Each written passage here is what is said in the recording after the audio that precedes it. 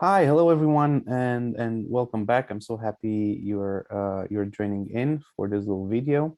I'm Bogdan. I'm head of marketing at Emporix, and with us today is Thomas. Thomas will introduce himself, but he'll give us a little bit of an inside view on how the grocery market is evolving in e-commerce space, and really looking forward to your input, Thomas. So hi. Hi, Bogdan, and thanks for taking the time to shooting the video with me. And I'm happy to talk with you about the grocery market and yeah, give you some insights. Which, well, if they're insights, you can read a lot about the grocery, but especially nowadays, a lot is going on there. And I guess it's fun to talk a little bit about this from our perspective, what we think about it. And maybe a couple of words about my person. I'm now since almost 2 years with Emporix, and it's interesting times to see how this company is changing and going towards the composable commerce or headless commerce, and what's going on in the background, and how we can really use this for complex scenarios in the e-commerce sector. This is actually also this was the reason why I choose, for example, Emporix as an employee, because I was in the past I had my own business in the e-commerce space, and actually it relates a lot to me when I talk to grocers at the moment, and they come up with some questions to me. How do you do this? How do you do this with the marketing? How do you do this with the integration of the article data or whatever it is? And I know exactly where they are. If this is a smaller one or if this is a bigger one, a bigger grocery chain, for sure, where it's getting more complex. So this was really something which I liked a lot when I talked with the CEO, with Eberhard, about the position at Emporix and where they are. And so here I am. Before that, before I had my own business, I was in the SaaS business, so API business. So I was a bit in the software. I'm not deeply technical guy. I'm more the sales guy, and this is also what I'm responsible for at Emporix. I'm taking care about everything related to sales in the grocery area. And this is the main part I do there.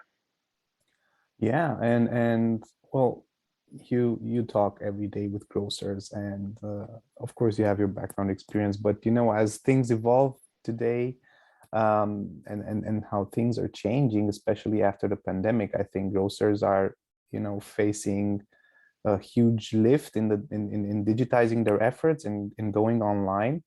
Let's maybe get in there and talk a little bit about what prompts the grocers to go online. What's their ultimate goal? Do they actually know what they want to do when they go digital? And yeah, and what are their expectations, when Yeah. tackling such a project? I guess it's also very important to see about which market we are talking here. Is it, let's say, more Germany, the DACH region, or is it the UK, or is it globally? I guess globally you have completely different scenarios, from going crazy like some people in the US, to the UK, where you see really a lot of advanced stuff already, where you can also really see where this market is going to. And then you come to Germany, let's say, where we all know the German grocer market, is a little bit different. And I will not say that they are slower, but sometimes they adapt not that fast in terms of digital things. The question is then, okay, was this necessary? For sure, 2 years ago, it was not necessary at all for them. There it was really going online. Well, why should we do this? No one is buying online the stuff, really. Unfortunately, they were true. This was true. This was not really so the case. But the pandemic changed everything. And can you expect now that every grocer is, excited about the opportunity to go online? No, you can't. They are, for me at the beginning, it was also so, yeah, you go to every grocer and you talk to them, and they are so excited about going online. This is not the case, and you need to understand where they are and where they are coming from. And they have brick and mortar stores. They have people there. They have high rents. They do not have the place or space to get additional workload done there. They do not have the knowledge for online. They fear online as a risk for their existing business, and they have complicated systems they need to integrate. They have challenges like, yeah, when I buy something online, from where do I know then how much I do have on stock? How do I really combine this with my stock in the market? Then how do I really, yeah, to integrate this into my cash system and all these things? And this is all what you need to solve. And then I guess the the grocery industry is one of the most complex areas in terms of e-commerce. This is not that you just say, okay, I sell a t-shirt, for example, and okay, if someone doesn't like or it doesn't fit, they send it back, and that's it. No, you have different weight articles, you have deposit articles. You need to see the last mile delivery, how you organize this. You have a pick and pack process. You have thousands of articles which there are special rules from the law how you need to describe this article. You need article pictures.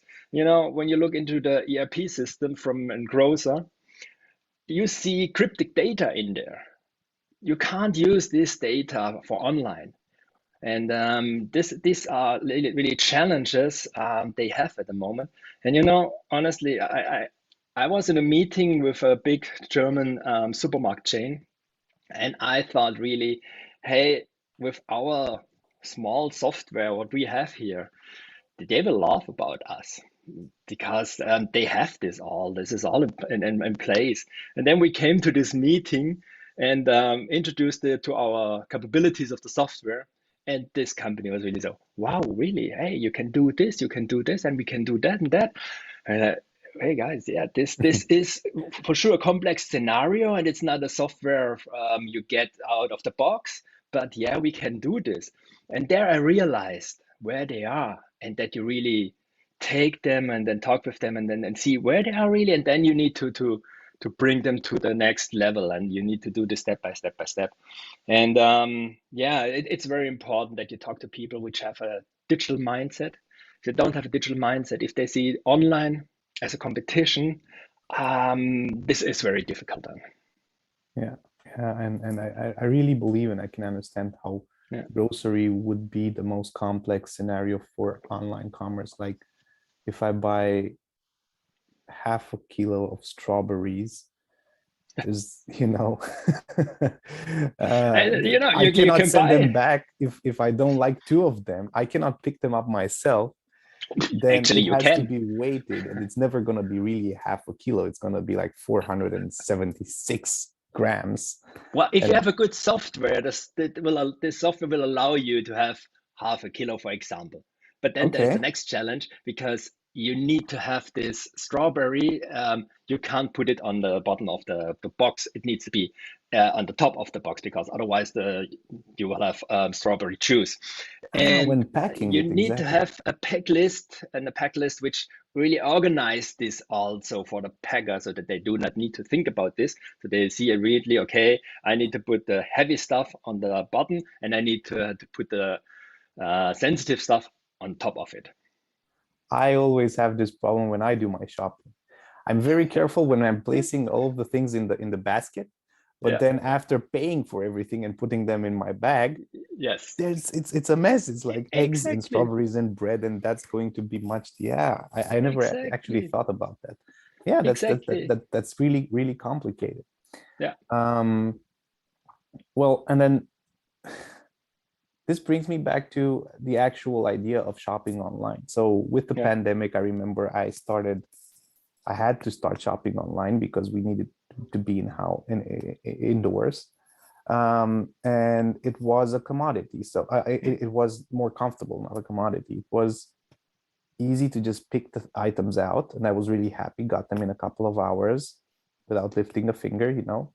Yeah. But then after doing this a couple of times, I figured, hey, I would have never chosen these tomatoes and I would have chosen another bread and something like that. So, and I talked with a lot of friends, and I think a lot of people are going back to wanting to shop in a hybrid way, like just ordering some things and for some other things, going directly to their store and meeting Yeah. their personal Yeah. grocer. And right. So, Ideally, you get both, you know. Yeah, for sure. I know this from my wife as well. She likes to go into the supermarket and she likes to touch everything there. And I'm standing there saying, "Oh my God, no, you can't do this." Especially in the pandemic now, you yeah, shouldn't do this, right? But somehow this is in her, I yeah, don't know, it's some type of attitude, and a lot of people argue like that. But on the other side, if you have, let's say, a reliable source, where you know, okay, you get really good stuff, and you see also that this is, let's say, they have an easy flow to exchange some things. So for example, if you're not happy with this tomato for whatever reason, you can change it. This is then really the customer experience, which is a very important topic then. It's not only about having a nice storefront and a good flow on the storefront. The customer experience starts with the time of going online until you have everything at home in your fridge and you are happy with it and it's paid. And this whole flow is very, very sensitive. And you know, you can break it in every stage, like the online, the checkout is not working as expected. You do not get the delivery times you expect. The delivery slots are not that what you want. The driver is not shaved, for example. He is not friendly. He is coming too late. The box, the fruits are not right. So you can do a lot of things wrong, and this makes the whole thing even more complex. And you know, I hear stories from really people which are doing this in the field, and sometimes think, wow, this is crazy what they have to deal with, really. So from this perspective, it's really, yeah, it's not easy. But hey, to be honest, if we like it or not, it's there, it will stay. The question is just how. And yeah, if you see right now at the moment with the whole thing with quick commerce, for example, where you get the delivery within 10 and 15 minutes, well, yeah, for some thought of things, it might be good. yeah, Is it needed for the grocery shopping, for your weekly shopping? Most likely no. There are other things which are more important. But yeah, it's a trend, and there is a lot of money in the market at the moment, which fires up the grocery, the quick commerce delivery. yeah, It will be interesting to see where this will end. It's let's say definitely for us, it's um, one part of the possibility to deliver something. In the end, yeah, also they need a software in the background which is running, which is helping them. It's one part, and it's the quick commerce. It's the, let's say, the standard commerce, and then there are also other niches where you have the delivery within days or weeks. It depends on yeah, always. For yeah, example, I have a subscription. I get weekly my vegetables and my fruits, and I'm happy with that. And yeah, I me know too. every Wednesday morning, 8:30, the bell rings. Ah, okay. Yeah, me too. But I actually didn't order that online. I found a Yeah. local vendor, you Okay. know, and just pay them once a month and they Yeah. bring it and they do like a round and they have nothing. They don't Yeah. have an online shop. They have like a Facebook page, I think. And this actually Yeah. brings me to this point, like the market is really interesting right now because usually traditionally supermarkets and grocers will have not a monopoly, but like a very huge chunk of the market. And you have Mm. all of these supermarket chains with the same products in every market. It doesn't matter if you're traveling or not, you know what your chocolate is going to cost and which one to get. But with this transformation to digital, it opens up the market to a lot of new and very sophisticated players Mm. that are digitally native Mm. and that know how to position themselves, Yeah. and in many cases outperform a supermarket Yeah. on This on is, on the entire yeah. customer journey. Yeah, you're absolutely right.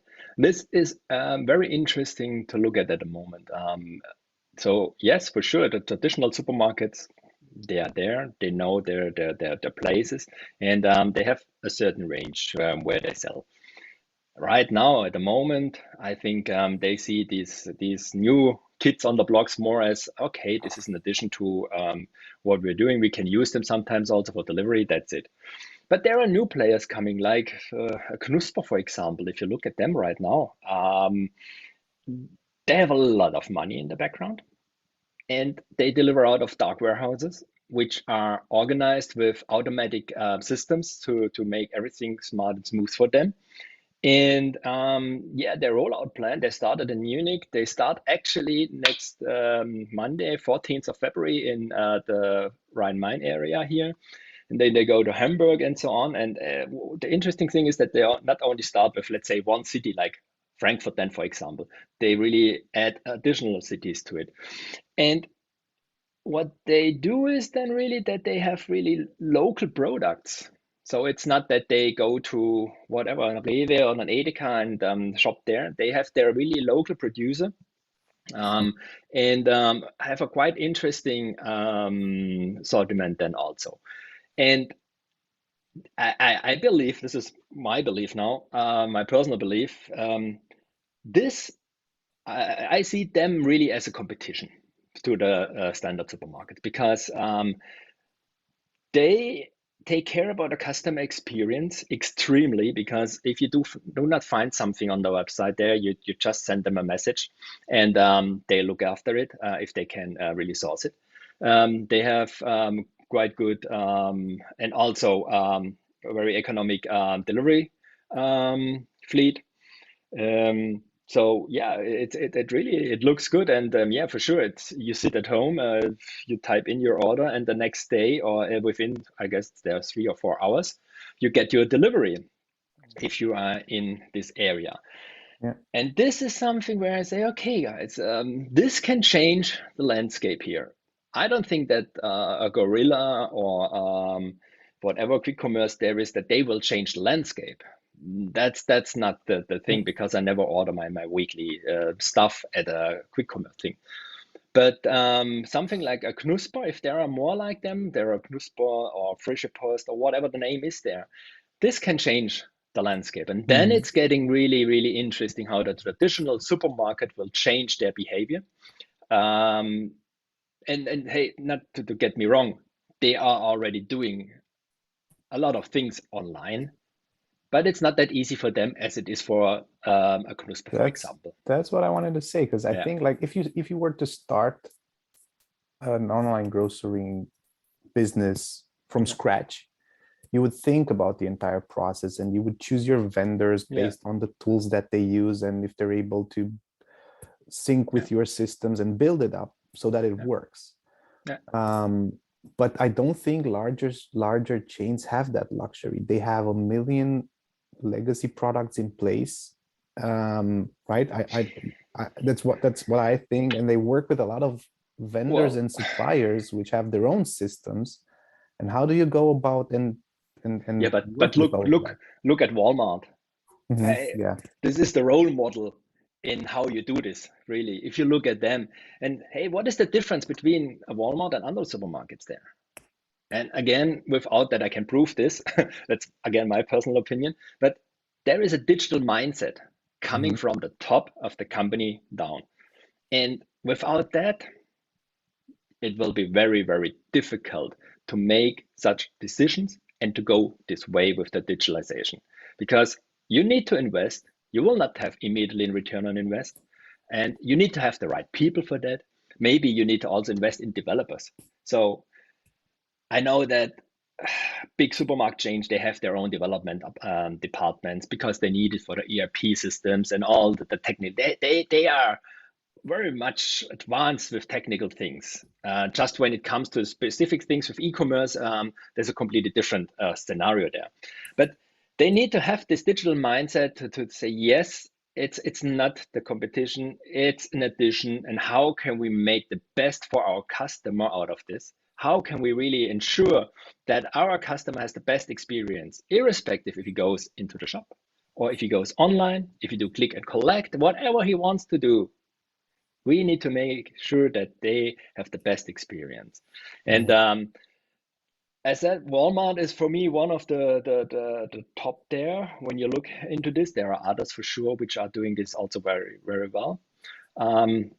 I like a lot to watch at Knusper what they're doing and how they do this. But for sure, I like also to watch a lot at our customers how they do this, like in Emporix, for example, where you see exactly it's a traditional grocery in Tyrol in Austria, and they have fantastic supermarkets. You really, when you see them, it's really that's not a normal supermarket when you go in there. This is really they really thought a lot about this, and going there and building something as an e-commerce store where you tell them then, okay, guys, no, we will not see the people in the store.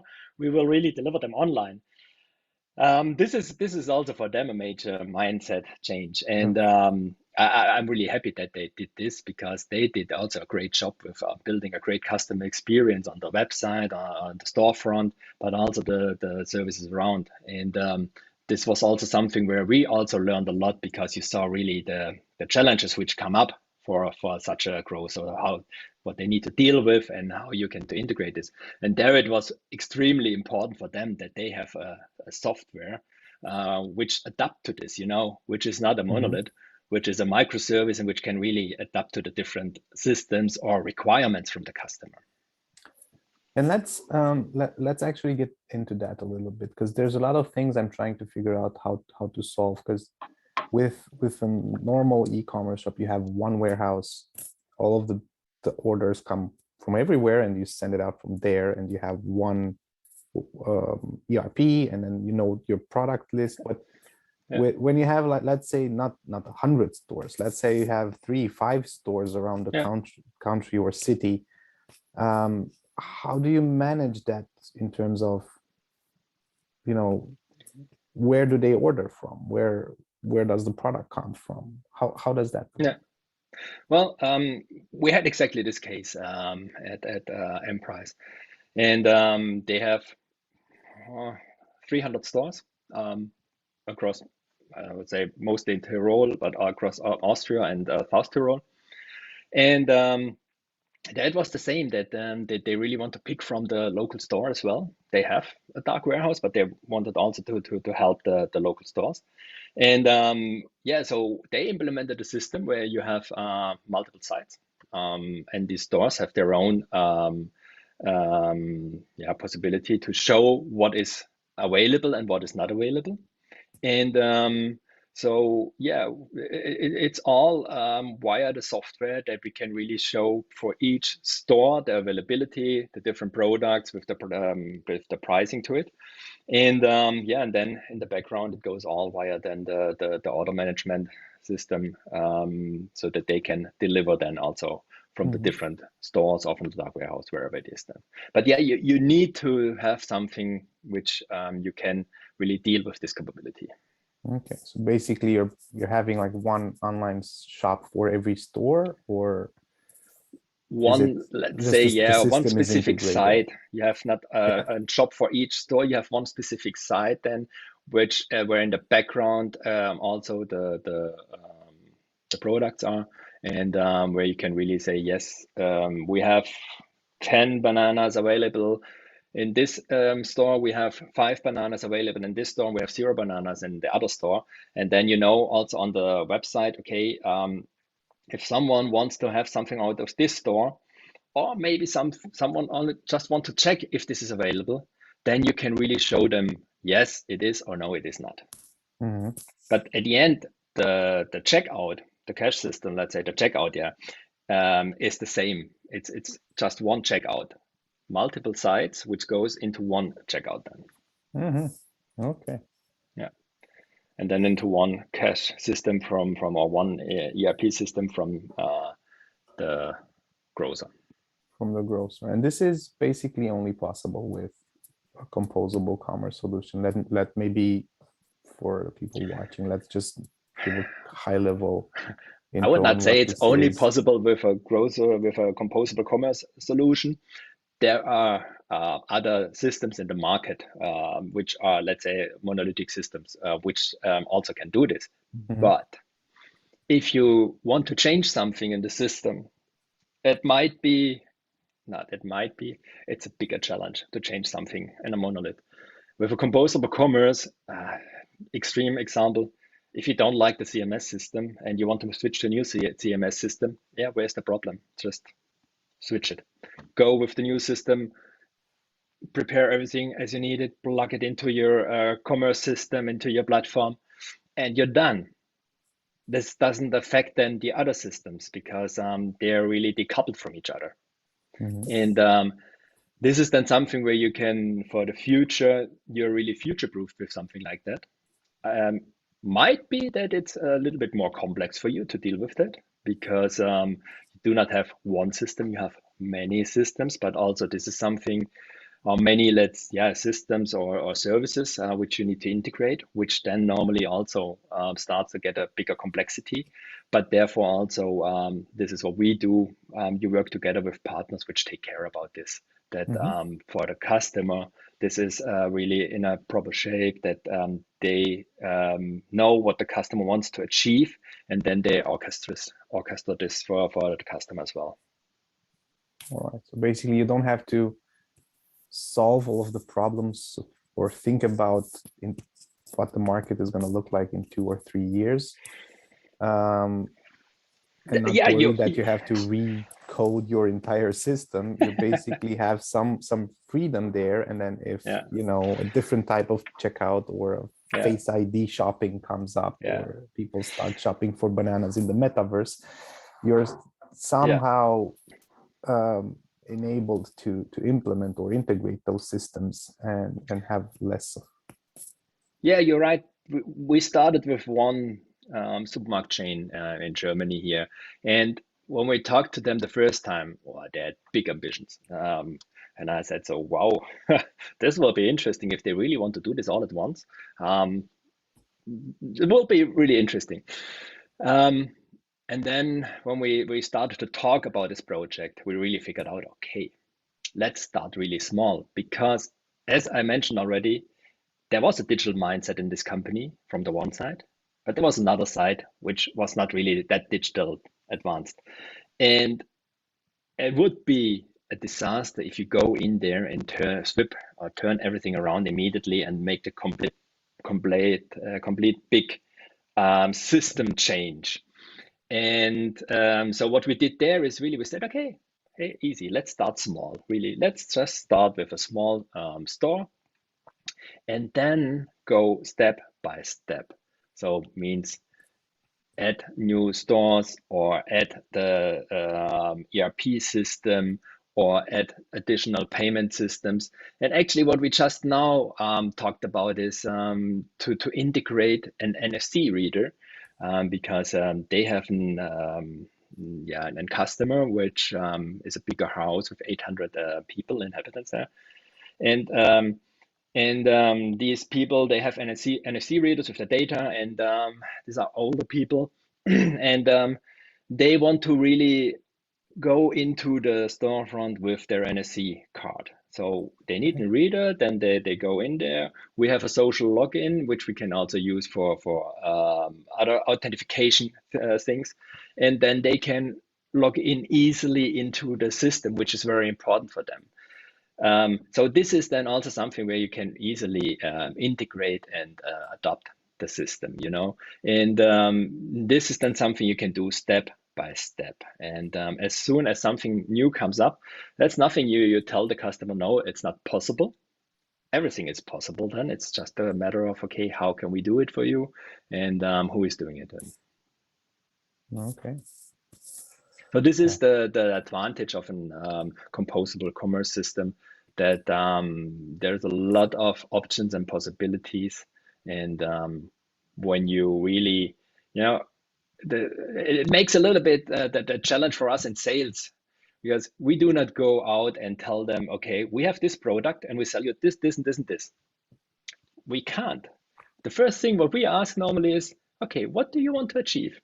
How do you want to achieve? What should be the end goal for you? And then we start step by step. And this is then something also for the customer, where we really ask the customer, hey, think about what you want to achieve, really, how you want to achieve this, where you are right now. And we don't come with a ready-made system and say, okay, this is it, and we want to sell you this. I think that this basically takes the weight off their shoulders and adds it to ours, right? Because if you can just choose from 3 functionalities that the product has, you just figure, okay, is this enough? Might be, okay, I'll buy it and that's it. But if more or less everything is possible, you need someone to coach you and walk you through on what's important, what's going to make an actual business impact. So does the technology systems become a strategic advantage for your business in Absolutely. this sense? But you identify also very fast if they thought about this already, and if they are also, let's say, prepared for this. I would not say that everyone is able to do this. So if you don't have a developer, you need an integration partner also, because someone needs to integrate this there. So it's a good thing to work for us. It's a good thing to work together with partners, which have the different strength also. And so this is then something where we can really look into. And it's also, we see this at the moment, as before Emporix was founded by Eberhard Weber and Carsten Thoma. Eberhard had this still exists, has an online supermarket in Stuttgart called Lieferladen. And Lieferladen exists now since 10 years. And when we talk with the managing director there, with Johannes, and talk about, okay, so how do you order actually your goods at your suppliers? He said, well, sometimes I need to send a fax, or I need to send an What? email. Yeah, they use fax. This is unfortunately still quite common in Germany. Or you have to call them, and they get this stuff done then.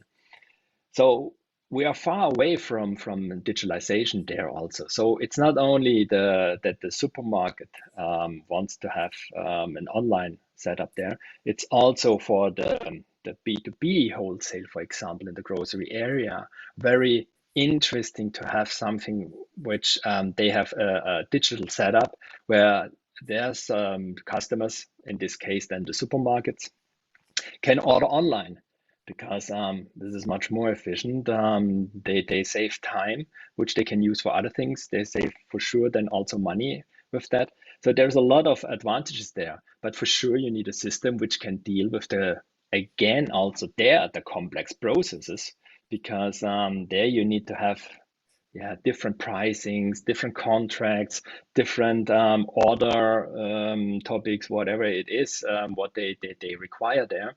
And the software needs to be able to deal with that. Yeah, this actually makes grocery one of the most complex B2B scenarios, because it's not online shopping for the end customer is the one thing, but dealing with 1,000 product wholesalers, from milk to perishable goods to canned goods, that's a huge logistics problem, and you cannot really bring them on board into your system. You cannot give them your system, right? They have to somehow keep up and get a system that can integrate with the shop system, right? Yeah, absolutely. Got it. Well, yeah, okay. I would not say that they integrate there, but it's more that it's really much easier. Well, yeah, they can also integrate that. They really push the button from their system and say, okay, I transmit my order for milk to the supplier, and they know, okay, they need 600 liters of milk, whatever, and then they can immediately add this to the next tour where they deliver this, and yeah, this is possible. Yeah, Could this be automated? Like if I yeah, know I'm selling 600 liters of milk a week as a supermarket, when I get yeah, to about 50, if this week people are baking yeah, more, yeah, uh, can that be automated so I don't have to worry about going in and reordering? yeah, yeah.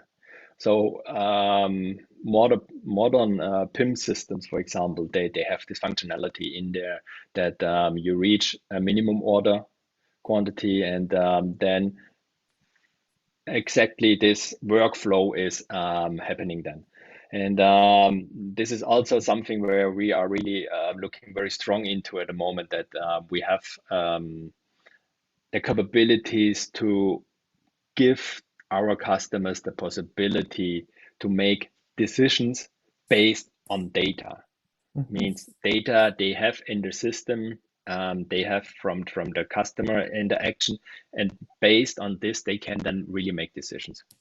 But this is at the moment too early to talk more about it. But this will be very, very interesting in the near future.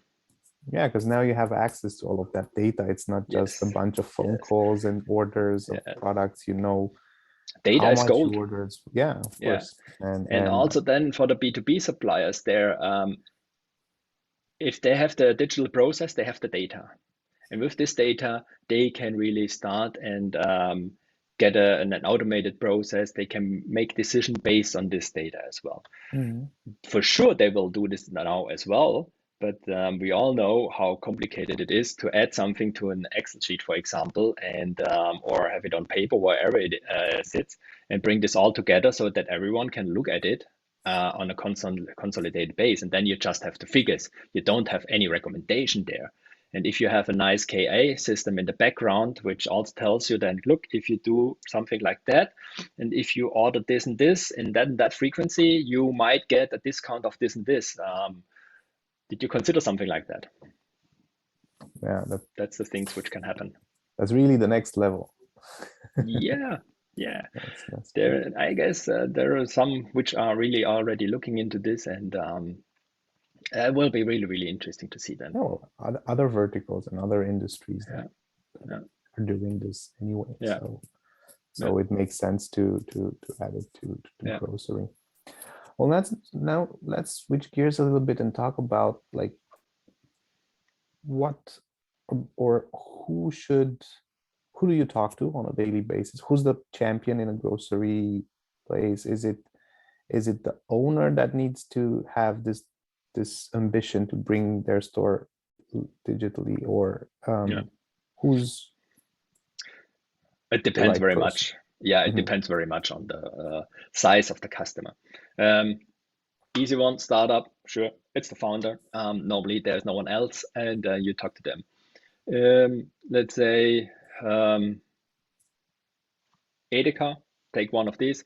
They are own they are self-dependent stores, and you need to talk to the owner of the store. And if you talk to the owner of the store, then there will be other people as well, but the main decision maker for you is the owner of the store.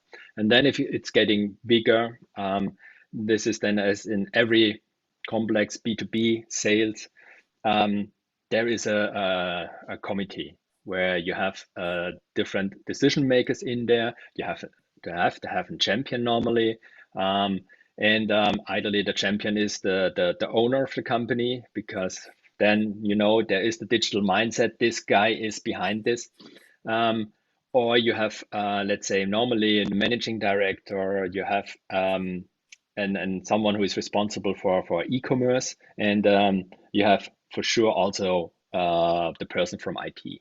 So these are the minimum requirements you have. And then for sure, if it's getting more advanced, you have someone from legal involved, because you talk about contract terms and all that stuff. Some they have also pricing requirements where you need to discuss the pricing then. So yeah, 5, 6 people. Hmm. This is, let's say, quite common over the term. All right. And for the people that are like watching and want to do some research beforehand, what should they look for in a solution or in a platform so that they can do their own research? Not talking about Emporix or our platform, but Yeah. in general, what are the main characteristics of a potentially good e-commerce solution for them? Well, yeah, this is when I think back now, and I was there, and I was searching for an e-commerce solution. For me, it was really difficult like hell. Um, I ended up at that time with a shopware solution, and the reason why was because my supplier at that time, he used the shopware solution, and I could get the article data from this guy. Hmm. So this made my life much easier. This means also translated into, let's say, the scenario from business. If you look into this, for sure, every business has his own requirements. So first of all, they need to know what are their requirements. What do they want to achieve? We have at the moment a prospect, they have honestly spoken, I guess they talk about 70 ERPs they want to integrate into one system and build a system where they then can sell to B2B customers. This is something, hey, therefore you need a really a complex system which can really deal with that. And you need also an architecture which is able to be very flexible and deal with that.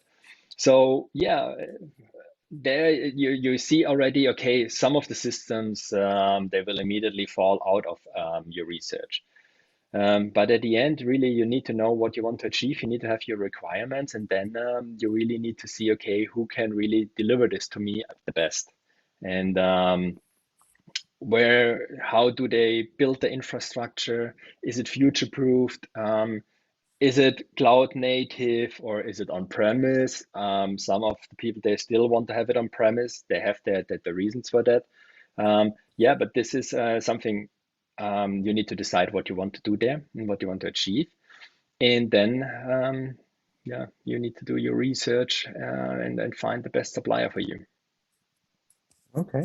And ideally, for sure, the best thing what you then can get is that you can get your test account, for example, where you can test without need to talk to a sales guy. I don't Hmm. like that, but it's the case. And normally the developers want to see, okay, how easy is it for me to code with this solution? Is the documentation there? Is it well documented? Is it a good structure? How easy is it for me to deal with the APIs? Um, do they know what they're talking about there? And the developer knows this. And if the developer is convinced, I guess it's a much easier Hmm. life than also for the commercial guy. So they need to look into this. And if you you need to get a tenant within a couple of minutes, and it should be then fully ready, and you can start coding with that. So this is something. Do you get this or not? Hmm. Hmm. Yeah. So definitely have your developers look into Yeah, solutions and not just from business absolutely. perspective, Yes. but from how easy it would be to actually Yeah, implement, maintain. It's really interesting and a lot of things will happen, I think, in the future in this vertical. absolutely. Although it's difficult, but you know, someone If it has to if it do would it. be easy, my we would not have that fun. Exactly, exactly. Well, Thomas, thanks a lot for your time and for speaking to us, and hope to see you soon on the next topic. Thank you, Bogdan.